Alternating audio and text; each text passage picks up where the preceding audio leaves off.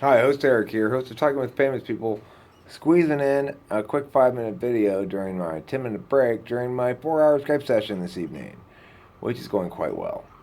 Anyway, that's not the point. This is the point.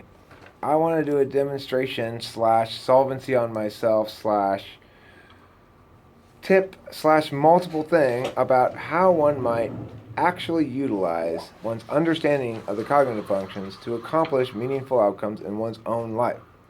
Very practical here, okay? So I made these notes for myself in order to prepare for this little speech that I'm about to be giving. Hey, Kitty, get that one. And what it basically goes over here, first of all, is the overview. What are the metacognitive impacts? How can we know that thinking about cognitive functions is purposeful at all? Why should we assume it is? What would it look like if it were, etc.? Kitty, I told you already, you need to get down. Okay, well, so here's what it looks like. It basically looks like you interpreting things that you're doing in your own life through a different light. For example, here are some things that happened to me recently that I made note of as, oh my God. I'm going to say the one I remembered right now first that I don't have written down, which is once again, leaving the house without my mouse or my mouse pad. Now, this computer, I cannot operate it without the mouse. It does not have a working little square here. So I have to bring the mouse, and I leave the house without all the time. I say to myself, don't forget this. I put it right there, and then I walk out, grab the laptop, and leave. So I note it, though, when it happens. Like, again, it happened again yesterday. I note the frequency, right? This is a significant way that we can, this is going to be, yeah. Let me do this. Yeah. There, that'll solve that problem. All right. Okay, so my hypothesis is that I'm actually fixing the problems now with SI, that this is going to fix them eventually, even if I'm not fixing them now, and that it will fix it at minimal pain to me, because I'm a very pain avoidant. I don't want shit that's boring or that I don't want to do.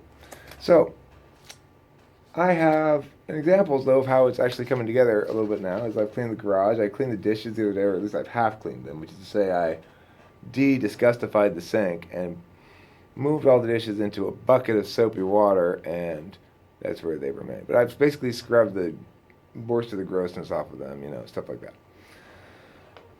They've been sitting there for like, I don't know, a couple weeks. So they got a little moldy and shit like that. It's because Delilah wants to. It's Delilah's fault, really. Seriously, it is. I try to stay on top of the dishes. I do like the one dish. I'm very cautious about using dishes. But see, she's accustomed to not having to ever do dishes, just being able to dirty as many dishes she wants. So, anyway, that's not the point.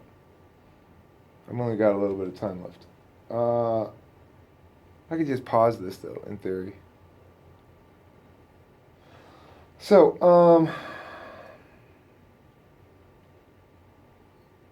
it's important to understand, of course, what SI functionally is. If we're going to do a little experiment like this, it's yourself in time. Technically, SE is yourself in space, SI is yourself in time.